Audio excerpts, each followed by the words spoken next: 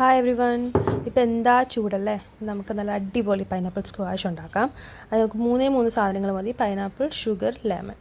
First നമുക്ക് കുറച്ച് pineapple, ഞാനൊരു അത്യാവശ്യം വലിയൊരു പൈനാപ്പിളാണ് എടുത്തേക്കുന്നത്. അത് നന്നായിട്ട് കട്ട് ചെയ്ത് ഒരു 1/2 കപ്പ് വെള്ളം ഒഴിച്ച് നമുക്ക് നല്ല പേസ്റ്റ് പോലെ അരച്ചെടുത്തുകൊണ്ട് വരാം. ഇതുപോലെ അരച്ചിട്ട് നമുക്കത് അരിച്ചെടുത്ത് നമുക്കൊരു പഞ്ചസാര പാനി ഉണ്ടാക്കാം. 2 കപ്പ് പഞ്ചസാരയ്ക്ക് 1 കപ്പ് വെള്ളമാണ് ഞാൻ ചേർത്തേക്കുന്നത്. നന്നായിട്ട് ഇളക്കി കൈവിടാതെ ഇളക്കി കൊടുക്കണം. മീഡിയം ടു ലോ ഫ്ലെയിമിൽ വെക്കാൻ പാടുള്ളൂ.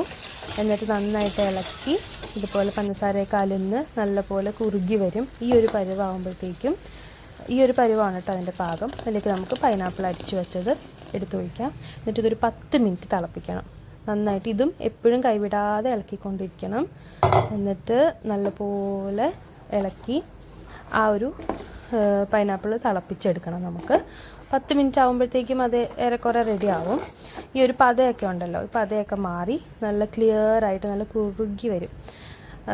നല്ലൊരു മണമൊക്കെ വരും കേട്ടോ. ആ സമയത്ത് നമുക്ക് നല്ല തിളച്ചതിന് ശേഷം 2 നാരങ്ങയുടെ നീര് ഒഴിക്കണം. 2 നാരങ്ങയുടെ നീര് പിഴിഞ്ഞത് അതിലേക്ക് ഒഴിക്കുക. എന്നിട്ട് 1 മിനിറ്റും കൂടെ ജസ്റ്റ് ഒന്ന് ഇളക്കി ഒന്ന് തിളപ്പിച്ചെടുത്തിട്ട് നമുക്ക് ഗ്യാസ് ഓഫ് ചെയ്യാം. ഗ്യാസ് ഓഫ് ചെയ്തതിന് ശേഷം ആറിയതിന് മാത്രം നന്നായിട്ട് ആറണം.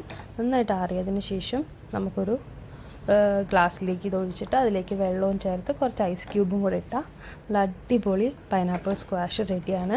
ഇത് നമുക്ക് ബാക്കി ഒരു കുപ്പിയിലേക്ക്, ഞാനൊരു ഗ്ലാസിൻ്റെ കുപ്പിയിലാണ് വെച്ചേക്കുന്നത്, അതിലൊഴിച്ച് നമുക്ക് ഫ്രിഡ്ജിൽ സൂക്ഷിക്കണം. ഒരു 3 മാസം വരെ കേട് വരാതെ ഉപയോഗിക്കാം.